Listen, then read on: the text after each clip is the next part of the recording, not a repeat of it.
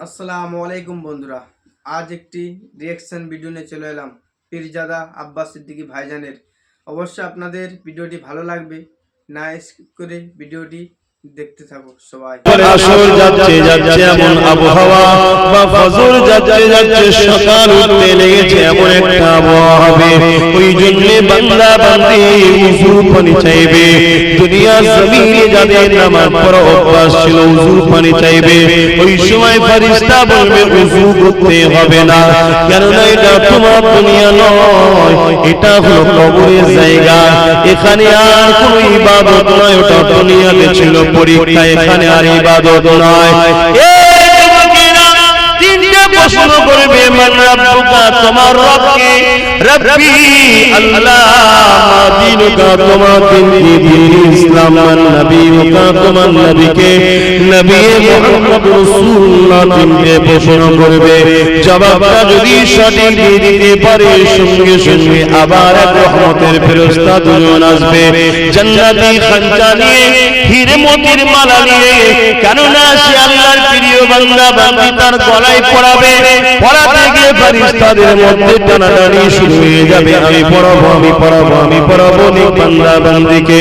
ওই হাতটা চটগুলো ছিঁড়ে যাবে, জাজ্জালগুলো কবরে মতির হারগুলো পড়ে যাবে, দুনিয়ার মতি নয়, আল্লাহর জান্নাতি মতি, যার এত চমক রয়েছে, কবরে আলোয় আলোকিত হয়ে যাবে। বান্দা দেখতে লাগবে, বান্দি দেখতে লাগবে, আর ফেরেশতা দুটো বসে মতির হাতটা কাটতে শুরু করবে। কি সর্বনাশ করলাম! এই কাটতে কাটতে কাটতে কাটতে হাত শুরু হয়ে যাবে, তৈরি হয়ে যাবে। ওই দিন হবে কিয়ামত, ওই সময় তার উঠার সময় হয়ে যাবে। ভেবে চিন্তে দেখে, একটা হাত তৈরি করতে কতদিন সময় লাগে, কিন্তু না, আল্লাহ বান্দাকে বুঝতে দেবে না। ওই কবরের জমিনে মা ছেড়ে বাপ ছেড়ে এসেছে, ওই হাত কাটা দেখতে যতক্ষণ সময় লাগবে, হাজার হাজার বছর পার করিয়ে দেবে। ওই খেয়ালে বান্দা বান্দি থাকবে, কিন্তু আমার আল্লাহ আবার তাকে কিয়ামতের ঘোষণা করে তুলে নেবে। 3 নম্বর কবর, আর একটা কবর হবে, ওই কবর যেন আল্লাহ আমাদের কাউকে যেন না দেয়। ওই 4 নম্বর কবর হবে জাহান্নামের একটা গর্ত হবে, যেখানে 99টা সাপ থাকবে, এক একটা সাপের দুটো করে মুখ হবে।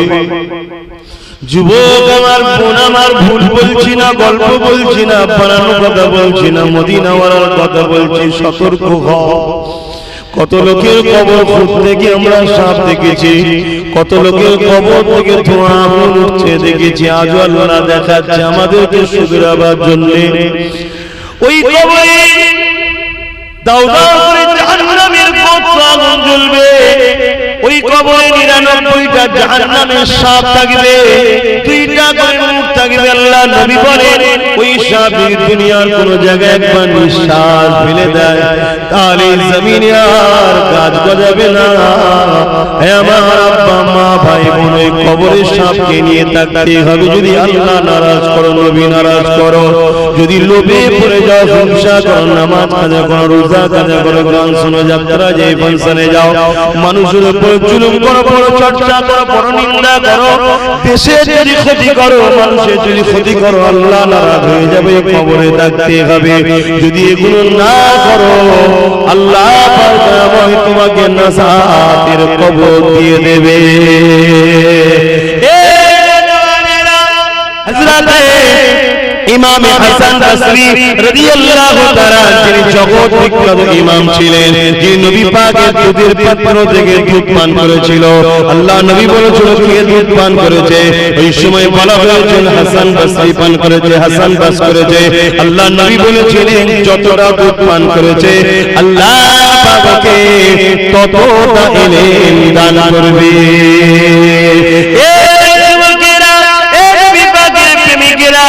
অনেক বড় বড় মানুষ ছিল। হযরত হাসান বসরি জীবনীতে পাওয়া যায়, একদিন একজন বয়স্ক মা আল্লাহর ওলি হাসান বসরি দরবারে এসেছে। হাসান বসরি কাছে জানতে চাইলেন, হুজুর আমার একটা যুবতী মেয়ে মারা গেছে, সেই মেয়েটা কবরবাসী হয়ে গেছে, ইসলামে এমন কোন সিস্টেম আছে কি আমার এই মেয়েটাকে দেখবো কি হালে আছে? আল্লাহর ওলি বলেছেন, মা আছে, তবে আল্লাহর উপরে নির্ভর, আল্লাহ চাইলে দেখতে পাবে, নয় দেখতে পাবে না। সেটা হলো কি, তাহাজ্জুদের পরে একটা সবক দিলেন, কাসবুল কবুলের সবক। এই সবকটা আমল করো, আল্লাহ চাইলে দেখতে পাবে। মা এত দিলের বেদনা নিয়ে, এতটা চাহাত নিয়ে সারা রাত ধরে ইবাদতটা করে, তাহাজ্জুদের নামাজ পড়ো, ইবাদত করে যখন একটু ঘুমন বিছানায় মাথাটা দিয়েছে, অমনি আল্লাহ তার খবর দেখাতে লেগেছে, তার মেয়েটা বিবশ কালো লিবাসে জাহান্নামের আগুনে পুড়তে লেগেছে। চিৎকারতে বলে, মা ধরা পড়ে গেছি, মা বড় আযাবের মধ্যে রয়েছে। মা মায়ের ঘুমটা ভেঙে যায়, চোখে পানি বেরোতে লেগেছে, ঘুম আর আসে না। ফজরের নামাজ পড়েছে, সুজা রওনা দিয়েছে আল্লাহর ওলির দরবারে। এখন তো একদল বেরিয়েছে ওলির দরবারে যেতে নিষেধ করে, শুনে রেখে দাও, আল্লাহর ওলিদের দরবারে যাওয়া হলো হযরতে মূসা আলাইহিস সালামের সুন্নাত। হযরতে মূসা নবী খিজির আলাইহিস সালামের কাছে গিয়েছিল। খিজির আলাইহিস সালামকে বেশিরভাগ রায়াতে আল্লাহ ওয়ালা আল্লাহর ওলি বান্দা বলা হয়েছে। তাই নবী হয়ে আল্লাহর ওলির কাছে আল্লাহ পাঠিয়ে দুনিয়াকে দেখিয়ে দিয়েছে, আমি নবীকে যদি ওলির দরবারে পাঠাই, অবশ্যই নবীর মাকাম বড়, ওলির মাকাম বড় না। হে আম মানুষেরা, তোরা কেন ওলির দরবারে যাবি না? আল্লাহর ওলিদের কাছে যা, আল্লাহ ওয়ালা তারা, যাদের কাছে গেলে আল্লাহ পাওয়া যায়। হে হাসান বসরির দরবারে মহিলাটা আবার চলে গেল, আল্লাহর ওলির কাছে গিয়ে চোখের পানি ফেলে ঘটনাটা বলতে লাগলো, হে আল্লাহর ওলি, এই দৃশ্য দেখেছি, খব দেখেছি, আমার মেয়ে আযাবে জাহান্নামের মধ্যে গিরাস হয়ে গেছে। আল্লাহর ওলির চোখে পানি এসে গেল। ওলির একটা নমুনা এটা, পরের কষ্ট দেখলে ওলির হৃদয় কাঁদে, এটা একটা ওলির বৈশিষ্ট্য। অনেক বৈশিষ্ট্যের মধ্যে এটা একটা বৈশিষ্ট্য। আল্লাহর ওলি হযরত হাসান বসরি মনে দুঃখ পেয়ে গেলেন, কাঁদতে লাগলেন, মাকে দোয়া করে বিদায় করে দিলেন। সারা রাত মনটা খারাপ, সারা রাতটা মনটা খারাপ, তাহাজ্জুদ করে আল্লাহর ওলি শুয়েছে।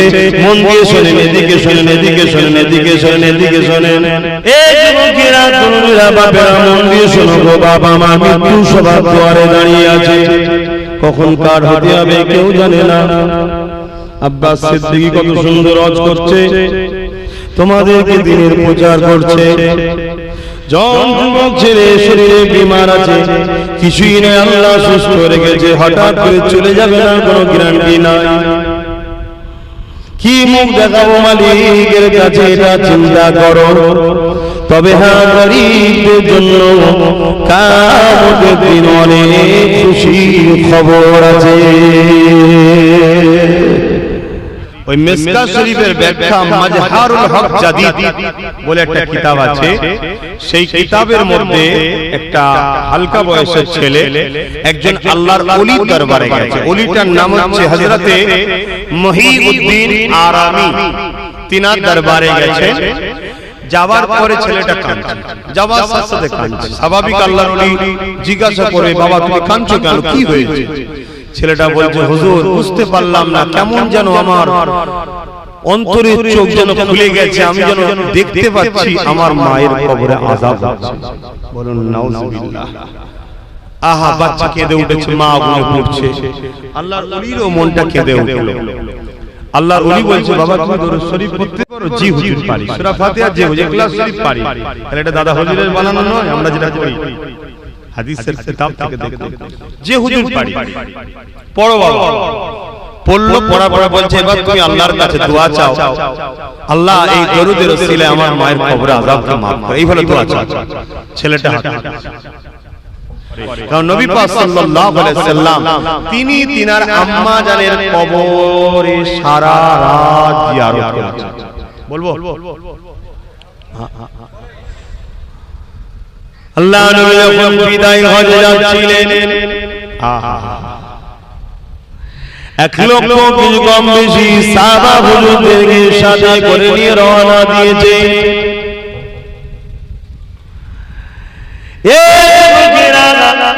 এমন একটা জায়গা মোড়, রাস্তা চৌরাস্তা মোড় এসেছে, যেখান থেকে কাবা শরীফে যাবার রাস্তা যেদিকে, আল্লাহ নবী ওদিকে না গিয়ে উল্টো রাস্তা ধরেছে। যারা নবী পাকের খুব কাছে থাকে সাহাবী, তারা নাই জানে নবী কোথায় যাচ্ছে, কিন্তু বাকি লাখাদি সাহাবা তো চিন্তায় পড়ে গেল, কাবা রাস্তা ওদিকে নয়।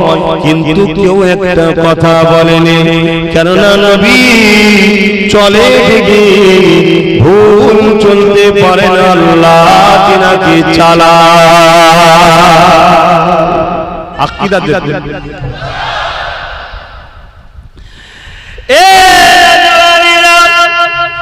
আল্লাহ নবী যাচ্ছে, লাখাদি কম বেশি সাহাবা নবী পাকের পিছু পিছু যায়, কেউ কোনো কথা বলে না। একটা উঁচু জায়গায় এসে গেছে, মরুভূমি এলাকা, গরম এলাকা, কিছু কাঁটা যুক্ত গাছ রয়েছে, সেই গাছগুলোকে সরিয়ে সরিয়ে সরিয়ে সরিয়ে আল্লাহ নবী এমন একটা জায়গায় এলো, সেই জায়গায় পৌঁছে গেলেন। নবী আমার সেই জায়গায় পৌঁছে কি এমন একটা জায়গাতে পৌঁছে বালিতে বসে পড়লেন। বালিতে বসে ৬৩ বছরের নবী আমার এইভাবে পাটাকে মুড়ি করে নিয়ে এইভাবে এইভাবে গুজে দিয়ে সারা রাত ধরে বাচ্চা ছিলেন নাই, ৬৩ বছরের নবী কাঁদে। নবী আমার কোথায় কাঁদে গো? সাহাবা হুজুররা নবীর পাশে কাঁদে দাঁড়িয়ে দাঁড়িয়ে, সারা রাত ধরে নবী আমার ওই জায়গায় বসে বসে কাঁদলেন। কোথায় কাঁদলেন, কোথায় কাঁদলেন? নবী আমার কেঁদেছিলেন আম্মা জান আমিনার কবরের গোড়ায়। মায়ের কবরের কাছে জিয়ারত করতে।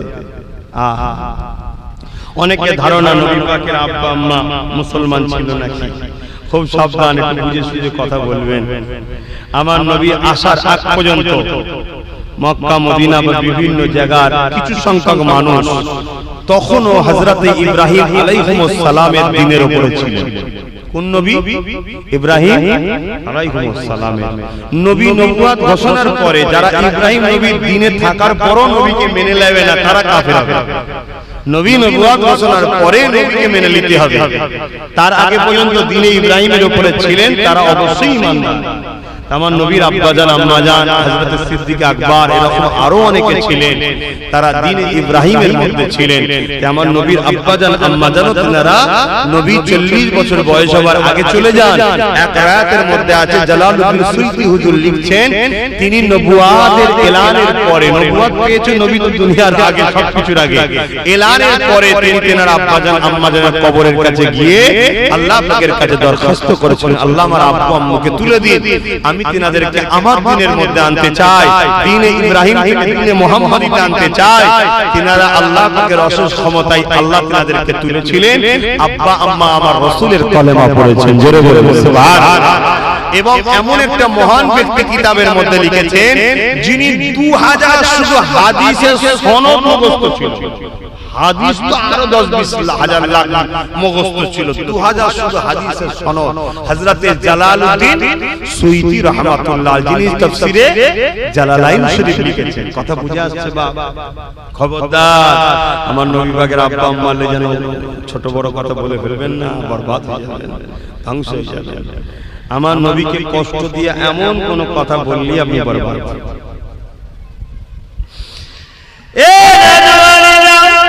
আমি যে কথাটা বলতে গিয়ে চলে গেলাম, আল্লাহ পাকের ওই দরবারে এই বাচ্চারা দরুদ শরীফ পড়েছে, সূরা বাদে ইখলাস শরীফ পড়ে দোয়া চাইতে লেগেছে, আল্লাহ আমার আম্মাদের কবর আযাবকে মাফ করে দিন। আল্লাহ আমার কবরকে নূরালা নুরানি করে দিন, বেহেশতের বাগান বানিয়ে দিন। আর আল্লাহর ওলির পাশে বসে আমিন আমিন আমিন করতে লেগেছে। হঠাৎ করে দেখা যায় ওই বাচ্চাটা হাসতে লেগেছে। আল্লাহর ওলি বলে, কেন বাবা তুমি হাসো, কি দেখছো বলো বাবা? ওই বাচ্চা বলে, হুজুর আল্লাহ আমাকে দেখাতে লেগেছে দুজন ফেরেশতা নেমেছে, আযাবের বিছানা গুটিয়ে দিয়ে অসীম ক্ষমতায় আমার মায়ের কবর বেহেশতের বাগান হয়ে গেছে।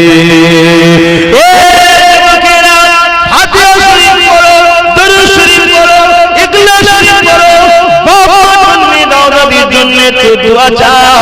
যখন তোমরা দুনিয়ায় ছোট ছিলে তারা তোমাদেরকে কখনো জমিনে নামতে দেয়নি, কোলে করে নিয়ে আদর করেছে, চুমা দিয়েছে। আহারে দুনিয়ায় চলতে গিয়ে মানুষ মাত্র ভুল হয়ে যায়, দুনিয়ায় চলতে গিয়ে মানুষ মাত্র অন্যায় হয়ে যায়। সেই দাদু দাদি তোমার কাছে 1 টাকা চাইতে আসবে না, কাপড় চাইতে আসবে না, ওষুধ কেনার জন্য পয়সা চাইতে আসবে না, তোমার কাছে আর খিটখিট করতে আসবে না। কবরবাসী গুলো হয়ে গেছে তাদের জন্য একটু রুহের মাগফিরাতের জন্য আল্লাহর কাছে দোয়া চাও।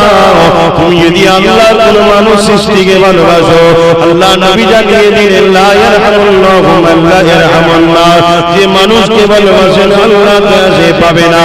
এ তো তোমার আত্মীয় হয়, আমার মানুষ হয়।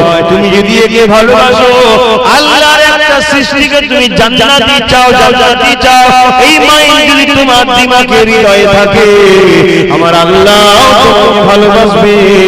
তোমার জন্য কেউ কাঁদা না থাকলে আল্লাহ ফারিস্তাকে মানুষের সুরাতে পাঠিয়ে তোমার জন্য কাঁদার ব্যবস্থা করে দেবে। কেননা তুমি যদি কাউকে প্রেম করো, অবশ্যই তোমার প্রেমের মানুষ আল্লাহ ঠিক করে দেবে। আর তুমি নিজে কখনো কাউকে প্রেম করলে না, কারো ভালো চাইলে না, কারো উপকার চাইলে না, তোমার কখনো কেউ প্রেম করার মানুষ হতেই পারে না। এই তুমি কারো নাজাতের জন্য যদি আশা করো, তোমার নাজাতের জন্য আল্লাহ ব্যবস্থা করে দেবে। এই বিষয়ে আর একটা রাত চলে যায়। হযরতে ইমাম হাসান বসরি রাদিয়াল্লাহু তাআলা, যিনি জগৎ বিখ্যাত ইমাম ছিলেন, যিনি নবী পাকের দুধের পাত্র থেকে দুধ পান করেছিল। আল্লাহ নবী বলেছিল কে দুধ পান করেছে, ওই সময় বলা হয়েছিল হাসান বসরি পান করেছে, হাসান বাস করেছে। আল্লাহ নবী বলেছিলেন যতটা দুধ পান করেছে আল্লাহ পাককে ততটা ইলম দান করবে।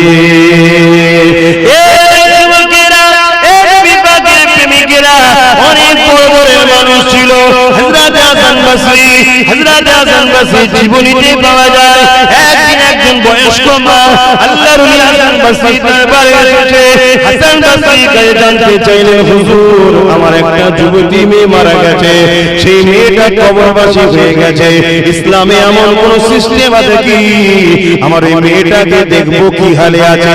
আল্লাহর ওলি বলেছেন মা আছে, তবে আল্লাহর উপরে নির্ভর, আল্লাহ চাইলে দেখতে পাবে, নয় দেখতে পাবে না। সেটা হলো কি তাহাজ্জুদের পরে একটা সবক দিলেন, কাসফুল কবুলের সবক। এই সবকটা আমল করো, আল্লাহ চাইলে দেখতে পাবে। মা এত দিলের বেদনা নিয়ে, এতটা চাহা দিয়ে সারা রাত ধরে ইবাদতটা করে, তাহাজ্জুদের নামাজ পড়ে ইবাদত করে যখন একটু ঘুমানো বিছানায় মাথাটা দিয়েছে, অমনি আল্লাহ তার খবর দেখাতে লেগেছে তার মেয়েটা বিবস্ত্র কালো লিবাসে জাহান্নামের আগুনে পুড়তে লেগেছে। চিৎকারে বলে মা ধরা পড়ে গেছি, মা বড় আযাবের মধ্যে রয়েছে। মা মায়ের ঘুমটা ভেঙে যায়, চোখ দিয়ে পানি বেরোতে লেগেছে, ঘুম আর আসে না। ফজরের নামাজ পড়েছে, সুজা রওনা দিয়েছে আল্লাহর ওলির দরবারে। এখন তো একদল বেরিয়েছে ওলির দরবারে যেতে নিষেধ করে, শুনে রেখে দাও। আল্লাহর ওলিদের দরবারে যাওয়া হলো হযরতে মূসা আলাইহিস সালামের সুন্নাত। হযরতে মূসা নবী খিজির আলাইহিস সালামের কাছে গিয়েছিল। খিজির আলাইহিস সালামকে বেশিরভাগ রাতে আল্লাহ ওয়ালা আল্লাহর ওলি বান্দা বলা হয়েছে। তাই নবী হয়ে আল্লাহর ওলির কাছে আল্লাহ পাঠিয়ে দুনিয়াকে দেখিয়ে দিয়েছে আমি নবীকে যদি ওলির দরবারে পাঠাই, অবশ্যই নবীর মাকাম বড়, ওলির মাকাম বড় না। এ আম মানুষেরা তোরা কেন ওলির দরবারে যাবি না? আল্লাহর ওলিদের কাছে যা, আল্লাহ ওয়ালা তারা যাদের কাছে গেলে আল্লাহ পাওয়া যায়। এই হাসান বসরির দরবারে মহিলাটা আবার চলে গেল, আল্লাহর ওলির কাছে গিয়ে চোখের পানি ফেলে ঘটনাটা বলতে লাগলো, এ আল্লাহর ওলি এই দৃশ্য দেখেছি, খব দেখেছি, আমার মেয়ে আযাবে জাহান্নামের মধ্যে গিরাস হয়ে গেছে। আল্লাহর ওলির চোখে পানি এসে গেল। ওলির একটা নমুনা এটা, পরের কষ্ট দেখলে ওলির হৃদয় কাঁদে, এটা একটা ওলির বৈশিষ্ট্য। অনেক বৈশিষ্ট্যের মধ্যে এটা একটা বৈশিষ্ট্য। আল্লাহর ওলি হযরত হাসান বসরি মনে দুঃখ পেয়ে গেলেন, কাঁদতে লাগলেন, মাকে দোয়া করে বিদায় করে দিলেন। সারা রাত মনটা খারাপ, সারা রাতটা মনটা খারাপ, তাহাজ্জুদ করে আল্লাহর ওলি শুয়েছে। মন দিয়ে শোনেন, এদিকে শোনেন, এদিকে শোনেন, এদিকে শোনেন, এদিকে শোনেন। এই যুবকেরা তরুণেরা বাপেরা মন দিয়ে শোনো গো, বাবা মা মৃত্যু সবার দুয়ারে দাঁড়িয়ে আছে, কখন কার হতে হবে কেউ জানে না। আব্বাস সিদ্দিকী কত সুন্দর ওয়াজ করছে, তোমাদেরকে দ্বীনের প্রচার করছে। জন যুবক ছেলে শরীরে বিমার আছে, কিছুই নেই, আল্লাহ সুস্থ রেখেছে, হঠাৎ করে চলে যাবে না কোনো গ্যারান্টি নাই। কি মুখ দেখাবো মালিকের কাছে এটা চিন্তা করো। তবে হ্যাঁ, গরিবদের জন্য কিয়ামতের দিন অনেক খুশির খবর আছে। গরিব সবর করো, গরিব ধৈর্য ধরো, গরিবের ইন্তজার করো। আজ নয় কাল নয় পরশু চলে যেতে হবে, একটু কষ্ট ধৈর্য ধরো। ডাল ভাত যা কপালে আছে হালাল খাও, যা মোটা কাপড় আছে হালাল নাও, হারাম নিও না। কেননা গরিবদের জন্য কবরে এবং হাসরে অনেক খুশির খবর রয়েছে। কিয়ামতের দিনে যখন গরিবরা উঠবে, আল্লাহ পাকের ফেরেশতারা বলবে, এই গরিবরা আস্তে আস্তে জান্নাতে চলে যাও, হিসাব তোমাদের নয়, চলে যাও। ওজন তোমরা ময়দানে মাশরে গেলে জটিলতা বেড়ে যাবে। কেমন বেড়ে যাবে? এই জমিনে অনেক পাপী লোক আছে, কিন্তু কোন গরিবকে দান করে বসে আছে। গরিব যখন জান্নাতে যাবে, এই পাপী তখন বলবে, ভাই রে, আমি শাড়ি দিয়েছিলাম, নুগি দিয়েছিলাম, খাদ্য দিয়েছিলাম, আজ আমি বিপদে পড়েছি, পাশে নেই। গরিব তখন বলবে, আল্লাহ বন্ধু হয় দেখেছিল ছেড়ে কি করে যায়, গরিবের খাতিরে আল্লাহর পাপকে চেপে ওকে জান্নাতে দিয়ে দেবে। তাই গরিবকে ফেরেশতা বলবে, সাইড দিয়ে চলে যা, কেন ওখানে গেলে ঝামেলা বেড়ে যাবে। অনেক আসামি আছে, তার মাফ করার মতো নয়, মাফ করার মতো নয়, অনেক আসামি আছে, কিন্তু তোরা গেলে ঝামেলা বেড়ে যাবে। এখন তোদেরকে ধরে জামাইলি যেতে হবে, আর তোরা বললে আল্লাহ তোদের কথা শুনবে। গরিবদেরকে আল্লাহ এত ভালোবাসে, কিন্তু হাই হাই হাই, আজকে গরিবগুলোকে তো আবার টার্গেট করা হয়েছে। ফ্রি খানা, ফ্রি বিরিয়ানি, ফ্রি টাকা, ফ্রি চাল, ফ্রি আলু, ফ্রি ডাল, গপা গপ লিচ্ছার খপা খপ খাচ্ছে। বাপ রে বাপ, ফ্রি কেন নেবেন? সবচেয়ে বড় কথা, ফ্রি কেন নেবেন? ফ্রি মানে ভিক্ষা। ফ্রি লোব না, অধিকার। কি লোব? অধিকার। এখন এই কথা বলতে গেলে আমার সমস্যা বাড়বে বাপ। এখন যেটা বলছি সেটা বলি, অধিকার না, অধিকার। এ যুবকেরা তরুণেরা, কিয়ামতের দিনে এমনও গরিব পাওয়া যাবে যাদের কাছে ফেরেশতা হিসাব চাইবে, তারা তখন বলবে, আল্লাহর ফেরেশতারে হিসাব কিসের? দুনিয়ায় আল্লাহ তো মাল দেয়নি, ধন দৌলত দেয়নি, হিসাব আবার কিসের? বলুন আল্লাহু আকবার। বলবেন না খুশি? আল্লাহু আকবার। কি কথা! আল্লাহর ওলিরা ফেরেশতাদের ভয় করে? বলবেন আল্লাহর ওলিরা ফেরেশতাদের ভয় করে? হ্যাঁ, আল্লাহর ওলিরা একদিন ভয় করে কাকে? হ্যাঁ, আল্লাহকে। ফেরেশতাদের ভয় করে না, আল্লাহকে ভয় করে। এ ফেরেশতা কিসের হিসাব চাইছো? দুনিয়ার আমার নেই, হিসাব কি দেব? আল্লাহ পাক আমাকে বলবে, ফেরেশতারে কি হলো তোমাদের? আল্লাহ তোমার বান্দাগুলো বলে, দুনিয়ায় মাল দেন আপনি, হিসাব আবার কিসের? আল্লাহ সময় কুদরতি জবানে বলবে, সত্যতা সত্য বলেছে, যাদেরকে আমি 500 বছর আগে ধনীদের থেকে এমনি জান্নাতি করে দিলাম। ধনীরা নাই দুনিয়ায় 70 বছর ভালো মন্দ খায়, আর গরিবরা 500 বছর আগে জান্নাত চলে যাবে। ধনীরা সব দেখবে, আফসোস করবে, আর নফসি নফসি নফসি নফসি করবে। শুনছেন তো? একটু কষ্ট করুন, একটু ধৈর্য ধরুন। তবে আমার দাদুজান কিন্তু গরিব ছিলেন, আল্লাহ বাদশা করেছিল, কিন্তু জিন্দেগি কাটিয়েছিলেন গরিব। মানেন আপনারা? মানেন? যারা বিশ্বাস করেন আমার কথা মেনে নেবেন নাকি? আল্লাহ করেছিলেন বাদশা, কিন্তু জিন্দেগিটা কাটিয়েছেন গরিবী। বুঝতে পারছেন কিছু? আমার ছোট হুজুর পীর কেবলা আপনাদের গ্রামে আসতেন, পাড়া প্রতিবেশী লোকেরা সব ইটা সিটা দিত, শাক সবজি ইটা সিটা সব দিত। হুজুর গিয়ে পুরো গ্রামের লোককে দাওয়াত দিত, যা দিত সব এদের সবাইকে খেয়ে দিত। কালকে কি হবে যদি কোনোদিন বাড়িতে খাবার না থাকতো? হুজুর কেবলা চারা জানদের হাতে বলে পাঠাতো, দাদি জানরা যাও তোমার আব্বাকে বলো আজকে ঘরে চাল নাই, আলু নেই, এটা নেই ওটা নেই। ছোট হুজুর পীর কেবলা কি উত্তর দিতে জানেন? তোমার আম্মা জানদের যে বলো জুলফিকার খাবার মালিক নেই, রোজা রাখো, আল্লাহ যখন খাবে খাবে। কথা বুঝছেন না বোঝেন না? আবার কিছুক্ষণ পরে দেখা যেত অচেনা মানুষ যাকে কোনোদিন হুজুরের দরবারে খাদেম যারা কাছে থাকে তারাও কোনোদিন দেখে না, এসে আবার খাদ্য নজরানা দিয়ে চলে গেল। হুজুর আবার বলে আমাদের কলি আসো, সবাইকে দাওয়াত দাও, সবাই মিলে খাও। জোরে বলুন সুবহানাল্লাহ। আমি বলেছিলাম বাড়তি যতটুকু বলবো দাদা হুজুরের কথা বলবো, পাঁচ হুজুরের কথা বলবো, কিন্তু বললাম না, একটাই বললাম, অসুবিধা নেই তো? কেন অনেকে বলে ওরা বাপ দাদুর কথা বলে, বলেন হায় হায় শুরু থেকে নিয়ে এতক্ষণ বাপ দাদুর কথা বললাম। এক অ্যাঙ্গেলে কিন্তু ভুল কিছুই বলেন।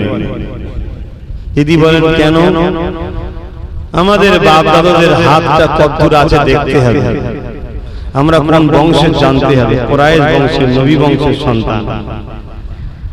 সাহাবাদের কথা, নবীর কথা যদি আলোচনা করি ওটা বংশেরই কথা হয়ে যাবে, কারণ সেই বংশেরই ছেলে আমরা। কিন্তু তারপরও তারা ক্রিটিসাইজ করে আমাদের ঘরে, আপনাদের মন ভাঙাবার জন্য বলে। কিন্তু আমি এতক্ষণ যা বললাম কোরআন সুন্নাহ এবং ইমাম ওলি আউলিয়াদের কথা বলেছি না বলিনি? আচ্ছা, ওলি আউলিয়াদের কথা বললে কি আপনাদের কোনো আপত্তি হয়? আচ্ছা, ওলিদের কথা কোরআনে আছে না? তাহলে কোরআন থেকে ওলিদের কথা কোনো তুলে বাদ দিয়ে দরকার? নাউজুবিল্লাহ। কারণ আল্লাহ ওলিদের কথা বলেছে না বলেন? আল্লাহ ওয়াজ করে জানেন তো? আল্লাহ ওয়াজ করেছে, ওলিদের ওয়াজ করেছে, করেছে না করেন? ওয়াজ মানে উপদেশ দেওয়া, ভালো কথা। তাহলে আল্লাহ ওলিদের বিষয়ে কথা বলেছে না বলেন? একটু বলুন বলুন। আল্লাহ কোরআনে বলেন ইয়া আইয়ুহাল্লাযীনা আমানুত্তাকুল্লাহা ওয়া কুনু মা'আস সাদিকিন। হে বিশ্বাসী ঈমানদারেরা, তোমরা আল্লাহকে ভয় করো, ওয়া কুনু মা'আস সাদিকিন, এবং সত্যবাদীদের অনুসরণ করো। ওয়া আমার আল্লাহ এই সত্যবাদী কারা? কেন তোরা জানিস না? সূরা ফাতিহার মধ্যে আমি আল্লাহ জানিয়ে দিয়েছি ইহদিনাস সিরাতাল মুস্তাকিম, মুস্তাকিমের রাস্তা হলো হিদায়াতের রাস্তা। আল্লাহ এই মুস্তাকিম কারা? সিরাতাল লাযীনা আন'আমতা আলাইহিম। আল্লাহ বলে যাদের উপরে আমি ইনাম দিয়েছি এরাই হলো মুস্তাকিম, এরাই হলো সত্যবাদী, এরাই হলো সালেহ। কারা কারা? আল্লাহ কোরআনে আবার বলে মিনান নাবিয়্যিন ওয়াস সিদ্দিকিন ওয়াস শুহাদা ওয়াস সালিহিন। নবিয়্যিন, সিদ্দিকিন, শুহাদা, সালিহিন, এই চার শ্রেণীর আল্লাহ বলে উলাইকা রফিকা, এরা হলো আমার প্রিয় বন্ধু, যারা এদের সাথে, তারা আমার সাথে, আর তারাই জান্নাতে। দাদা হুজুরের সাথে থাকবেন না ছেলেদের? যুবকগুলোকে বলছি, দাদা হুজুরের সাথে থাকবে আর মিলাদুন নবীর বিরোধী বক্তালে ঘুরবে, দাদা হুজুরে থাকা হবে? এই বিষয়ে একটা রায়াত আছে। আল্লাহ নবী বসে আছেন, এমন সময় একটা যুবক ছেলে কাঁদতে কাঁদতে রাসূলের দরবারে এসেছে। আল্লাহ নবী জিজ্ঞেস করছে, কি হয়েছে বাবা, তুমি কাঁদছো কেন? ছেলেটা বলে, ইয়া রাসূলুল্লাহ, ইয়া হাবিবাল্লাহ, হুজুর আমার আব্বা জানের ইন্তেকাল হয়ে গেছে। আল্লাহ নবী দু চোখ দিয়ে পানি এসে গেলেন, দয়া নবী কেঁদে উঠলেন। নবী আমার বলতে লাগলেন, বাবারে কুল্লু নাফসিন যায়িকাতুল মউত, প্রতিটা নফসকে মৃত্যুর স্বাদ চাখতে হবে বাবা, সবর করো। ইন্না লিল্লাহি ওয়া ইন্না ইলাইহি রাজিউন, সবর করো বাবা। এ বাবা ছেলে, তুমি তোমার আব্বাকে ভালোবাসো, এই মায়া মমতা আল্লাহর দান তাই তোমার দিল কেঁদেছে। তবে বাবা তুমি তোমার বাপের কাজগুলো করো বাবা। ইয়া রাসূলুল্লাহ হাবিবাল্লাহ, হুজুর আমি কাজগুলো করে আপনার কাছে এসেছি। বাবা কি কাজ করেছো? ছেলেটা বলতে লেগেছে, হুজুর আমি আমার আব্বাকে পাক পবিত্র ভাবে গোসল দিয়েছি, তেনাকে কাফন পরিয়েছি, খাটিয়ায় নিয়ে যে জানাজা আদায় করিয়েছি, কবরস্থানে নিয়ে যে কবরস্থ করেছি, মাটি মনজিল করেছি। মিনহা খালাকনাকুম ওয়া ফিহা নুঈদুকুম ওয়া মিনহা নুখরিজুকুম, মাটি মনজিল দিয়ে চলে এসেছি। আল্লাহ নবী বলেছিলেন, এ বাবা ছেলে এখনো তোমার কিছু কাজ আছে।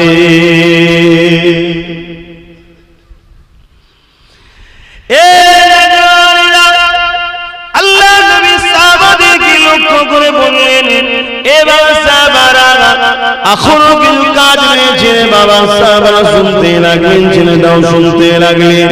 বাবা তোমার আব্বা যদি ঋণী হয়ে থাকে, ওই ঋণটাকে তুমি ছেলে হিসাবে শুধে দাও বাবা, কেননা তুমি হলে বাপের সম্পদ, তুমি হলে বাপের অংশ।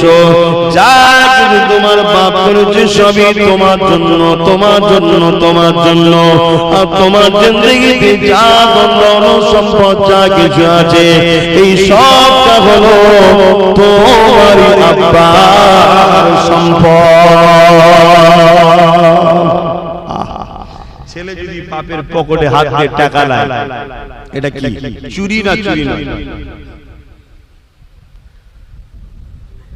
বলুন বলুন বলুন। চুরি, অবশ্যই চুরি। বাপ যদি ছেলের পকেটে হাত দিয়ে টাকা লায়,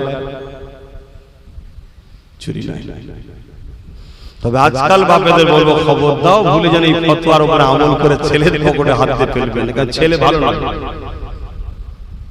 ছেলেটা ভালো না, ফট করে অন্য জিনিস ঘটে যাবে, এটা চুরি। কেন? ছেলে সব সম্পদের মালিক হলো বাপ, তুমি আবার কিসের? তুমি নিজেই তো বাপের শরীরের অংশ একটা।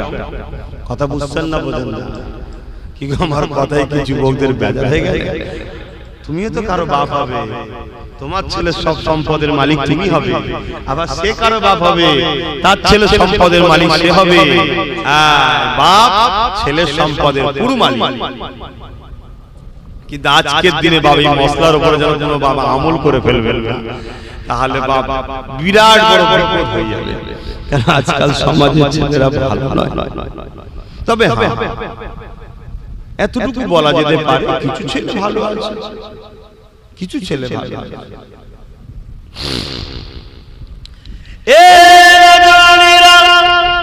আল্লাহ নবী ছেলেটাকে বলতে লাগলেন, বাবা তোমার আব্বা যদি কিছু ঋণ করে থাকে, ঋণটাকে শোধ করে দাও বাবা।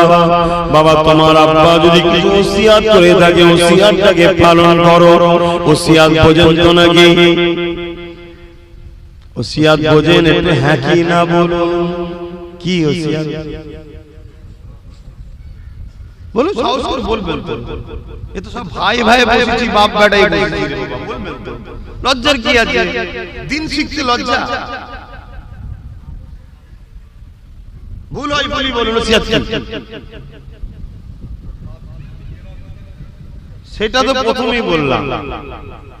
ওসিয়াত হলো, বললো হয়তো এই টাকাটা আমার মসজিদে দিবি বাবা, এই জমিটা তোর বোনকে দিবি, এটা তুই নিবি, তোমাকে ডেকে বলেছে, এটা ওসিয়াত, হুকুম করা, আদেশ দেওয়া, এটা পালন করবি, ওটাকে পালন করতে হবে। তোর বাপের একটা, আমার কারো বাপের বন্ধু থাকে, আমার অমুক জায়গায় একটা বন্ধু আছে, ছোটবেলা থেকে বন্ধু থাকে না, এই জিনিসটা তিনাকে যে পৌঁছে দিবি বাবা, এটা পালন করতে হবে, এটা হুকুম।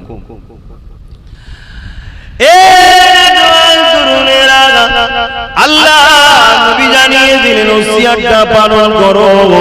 নবী আমার তারপরে বললেন, বাবা তোমার আব্বা জানের জন্য সবরে সালি করো, কোরআন খতম করো, গরীবদেরকে দান খায়রাত করো, ইসালের সওয়াব করো। ওই সময় এই কথাটা যেই বলেছে, সাহাবাহুরা জিজ্ঞাসা করলেন, ইয়া রাসূলুল্লাহ, ইয়া হাবিবাল্লাহ, তিনি তো মারা গেছেন, ইন্তেকাল করেছে, তিনার জন্য সবরে সানি করে কি লাভ হবে, দান গায়রাত করে কি লাভ হবে? আল্লাহ নবী বলেছিলেন এ বাবা সাহাবারা শুধু তিনি নয়, যারা করবে তারাও রহমান হবে। নবী আমার বলতে লাগলেন বাবা ছেলে, যখন তুমি কোরআন খতম করবে, সবরে সানি করবে, গরীবদের খাওয়াবে, নামাজি মুসল্লিদের খাওয়াবে, পাড়া প্রতিবেশীকে খাওয়াবে, তারা যখন খাদ্যটা খেতে বসবে বিসমিল্লাহ বলে খাবে, খাবার পরে আলহামদুলিল্লাহ বলবে, প্রত্যেকটা দানায় দানায় বরকত আছে, প্রত্যেকটা দানাতে দানাতে নেকি সওয়াব আছে। এতিম গরীবদেরকে খাওয়াবে, এতে আরো বেশি সওয়াবটা পাবে, গরীবদেরকে খাওয়ালে আরো বেশি সওয়াব পাবে।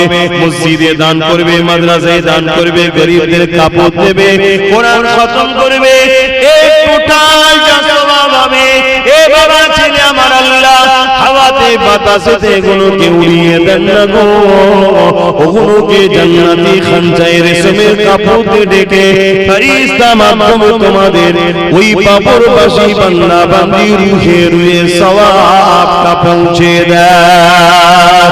যদি কারো কবরে আযাব হয়ে থাকে, এই সওয়াব যেতে যেতে যেতে যেতে একদিন তার কবরে আযাবকে আল্লাহ মাফ করে দেয়। এবং যদি কারো কবরে আযাব না হয়ে থাকে, এই সওয়াব যেতে যেতে তার মাকামকে দরজাকে আল্লাহ বাড়াতে থাকে।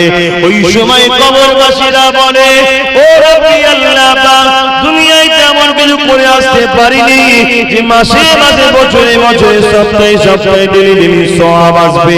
আল্লাহ কোনো কথা থেকে আসছে, ওই সময় তারা বলতে লাগবে আল্লাহ, ওই সময় আমার আল্লাহ বলতে লাগবে আমার মুর্দা বান্দা বান্দি রে, দুনিয়া জমিনে তোমরা সৎ ছেড়ে রেখে এসেছিলে, তারা কোরআন পড়েছে, তোমাদের জন্য দোয়া করেছে, কেউ কোরআন পড়তে পারে না, পড়নেওয়ালাদেরকে নিয়ে এসে পড়িয়েছে, কেউ ইসালে সাহেবের মাহফিল করেছে, কেউ খানা করে গরীবদের গ্রামবাসীদের নামাজি মুসল্লিদের খাইয়েছে, এতিমদের পরনার কাপড় দিয়েছে, মসজিদ মাদ্রাসায় দান করেছে। এসব সবগুলো আমি আল্লাহ তোমাদের রুহে রুহে রুহে বখশে দিয়েছি। আরো জোরে বলবো সুবহান।